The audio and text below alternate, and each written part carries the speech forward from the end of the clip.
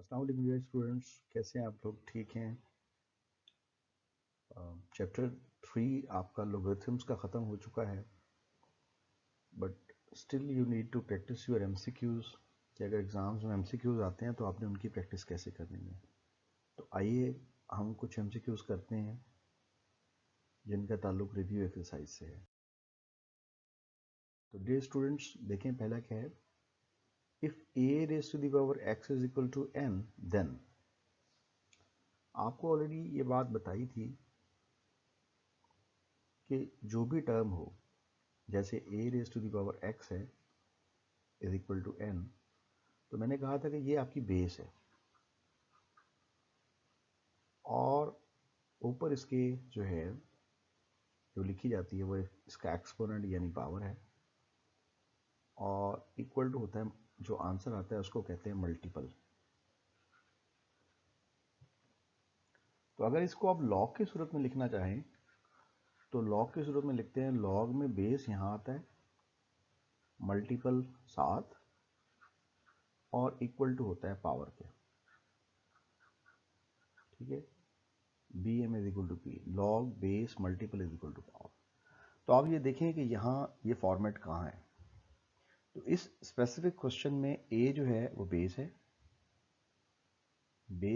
a, power जो है वो x है। तो देखें, और मल्टीपल क्या है, तो मल्टीपल है आपके पास n। तो आपने चारों ऑप्शंस में देखना है कि पहले तो बेस ढूंढे ना, बेस किसकी a है। तो आप देख रहे हैं पहले क्वेश्चन की बेस a नहीं है, लिहाजा ये आंसर नहीं हो सकता, इसको क्रॉस कर देंगे। इसकी बेस भी नहीं है, ये भी छोड़ दें, और जनाब इसकी बेस भी नहीं है, इसको भी छोड़ दें। तो उसका मतलब सी ऑप्शन के बारे में सोचा जा सकता है, लेकिन फिर भी हम इसको टैली करेंगे।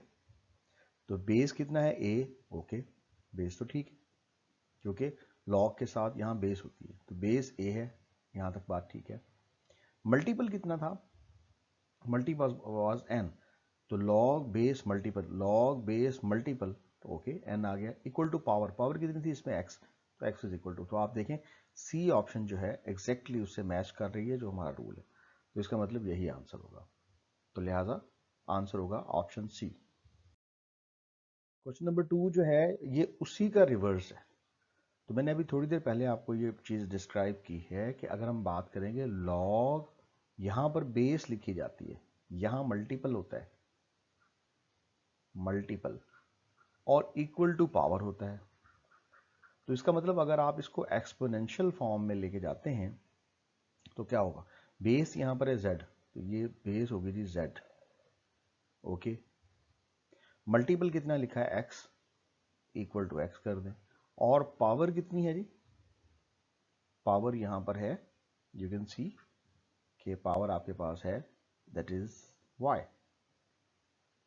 तो z देखें कहाँ कहाँ बेस में लिखा है, यहाँ पहले क्वेश्चन में z बेस में लिखा है, नहीं लिखा, तो इसका मतलब ये आंसर नहीं हो सकता। तीसरे में लिखा है, इसमें भी नहीं है z बेस में, चौथे में भी नहीं है, तो इसका मतलब b में z बेस में है और पावर उसकी y है, इक्वल टू x, तो ये पॉसिबिलिटी हो सकती है। तो लिहाजा इसका आंसर होगा answer B. Logarithm of unity to any base, यानी इसका मतलब यह है कि आप जब भी लोगरिथम लें, बेस यहां जो मर्जी हो, मिसाल के तौर पर बेस यहां पर क्या है, फर्ज कर लें उस बेस को a कह देते हैं, कुछ भी कहता है बेस हो, लोगरिथम ऑफ यूनिटी, यूनिटी का मतलब होता है जब भी आप log 1 लेंगे तो आप ऐसा करेंगे, कैलकुलेटर से log 1 लेंगे, जब आप log 1 लेंगे तो इट विल बी 0। तो logarithm of unity to any base, यानी जब भी आप 1 का log लेंगे क्या आएगा, तो इन सारों में से कोई आंसर नहीं होगा, आंसर पे क्या होगा, डी। नेक्स्ट क्वेश्चन है logarithm of any number to itself as a base. कहता है कोई भी नंबर सोच लें, कोई भी नंबर ले लें, फॉर एग्जाम्पल इफ आई से, यहां नंबर क्या है जी, 100 है, और इसकी बेस भी 100 है, तो फिर इसका आंसर क्या होगा। तो आपको पता है ये बेस है, यहां जरा हम फार्मूले के मुताबिक लिखें तो ये बेस है, बेस की कुछ power x equal to multiple क्या होता है, तो मल्टीपल भी इस दफा 100 है, तो आप सोचें कि यहाँ 100 की पावर x, यहाँ 100 की पावर 1 के बराबर है, तो इसका मतलब x किसके बराबर होगा? अगर हम कंपेयर करें तो हमें ये पता लगेगा कि x यहाँ से बराबर होगा 1 के। देखिए ना, अगर हम इनको कंपेयर करें तो इसका मतलब x की वैल्यू 1 होगी। तो 1 देखें किस ऑप्शन में, A, B, C या D में, तो आपका जवाब होगा A। लॉग बेस e, यहाँ पर आपको e की वैल्यू बताई गई है। ये जो e की वैल्यू होती है ये होती है 2.718। अब वो कहता है लॉग ऑफ e, यानी जब आपने लॉग e फाइंड करना है तो लॉग में e की जगह आप ये वैल्यू पुट कर देंगे 2.718। आप पुट करके जो रिजल्ट होगा वो निकालेंगे। तो वो रिजल्ट क्या निकलेगा? कैलकुलेटर आपको रिजल्ट देता है। आप लॉग भी ले सकते हैं, लॉग टेबल के जरिए भी, कैलकुलेटर से भी फाइंड कर सकते हैं। तो ऑप्शन आ जाएगी बी, यानी 0.4343 इसका आंसर।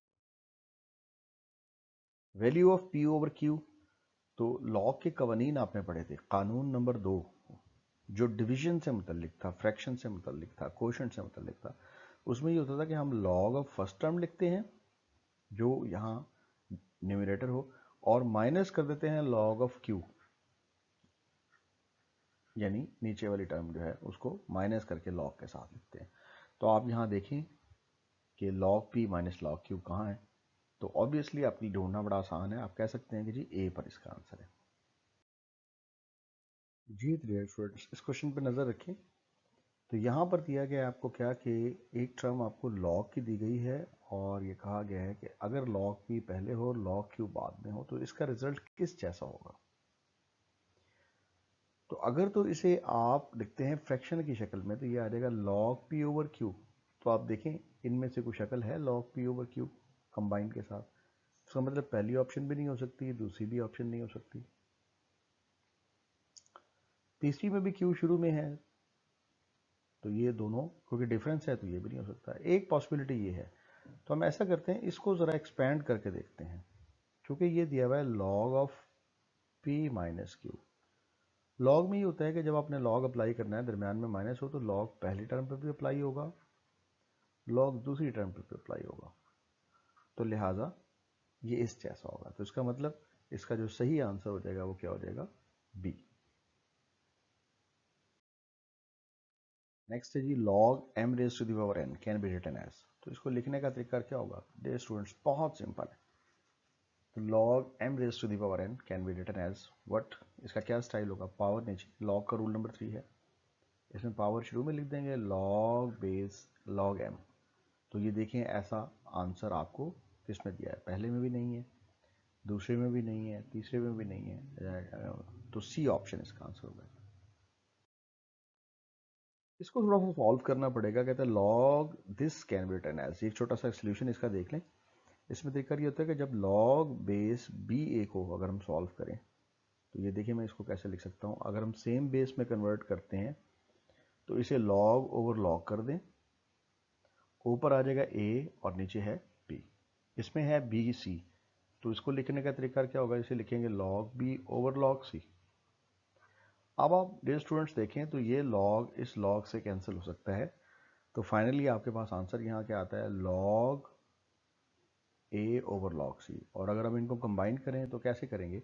वेरी सिंपल, आप कहेंगे इसको कंबाइन करने पर हम लिख सकते हैं log सिंगल लॉग, ये सी बेस में चला जाएगा और ए ऊपर, तो log c a, log base c A.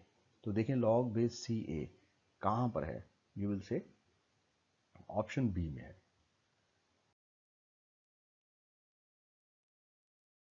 Next है log एक्स वाई। तो यहाँ पर कोई नई बेस इंट्रोड्यूस कर दी गई है। तो आपको नई बेस कौन सी नज़र आ रही है? हमें लग रहा है शायद z बेस इंट्रोड्यूस की गई है। तो मैंने आपको अभी थोड़ी देर पहले भी बताया कि जब आपको क्वेश्चन इस फॉर्मेट में दिया हो और आपने उसे नई बेस में कन्वर्ट करना हो तो इट इज़ वेरी सिंपल। तो आपने जो भी नई बेस रखनी है आप रख दें। अब फर्स्ट के लिए मैं यहाँ नई बेस डाल देता हूँ log बेस z, ओके, नीचे भी लिख दें log base z। Base change किए ना, तो ये जो x है ये ऊपर वाले का मल्टीपल बन जाएगा और जो y है ये डिनोमिनेटर का मल्टीपल बन जाएगा। तो ऊपर नीचे z होना चाहिए, नई बेस आनी चाहिए, ठीक है। तो नई बेस देखें पहले में तो है नहीं, ये नहीं हो सकता आंसर। इसमें x और y डिफरेंट बेस है, ये भी नहीं हो सकता। जो लास्ट है इसमें बेस z है या c में बेस z है। अब इन दोनों में से एक आंसर है। अब कौन सा है जिसमें x ऊपर, देखिए ना x न्यूमरेटर x ऊपर था तो y नीचे, तो जिसमें x ऊपर ये वाली ऑप्शन, तो लिहाजा डी ऑप्शन गलत होगी। इसका मतलब सही ऑप्शन क्या होगी, सी ऑप्शन दुरुस्त होगी। In the end I will say thank you very much dear students. ये जिन मेथड से आपको कराया गया है इसकी प्रैक्टिस करें और एमसीक्यूज को कभी हल्का ना लिया करें। इसी तरह जैसे आपको सॉल्व करके सिखाया गया इसी तरह आप सॉल्व करके प्रैक्टिस किया करें। Thank you very much. Fee Aman Allah.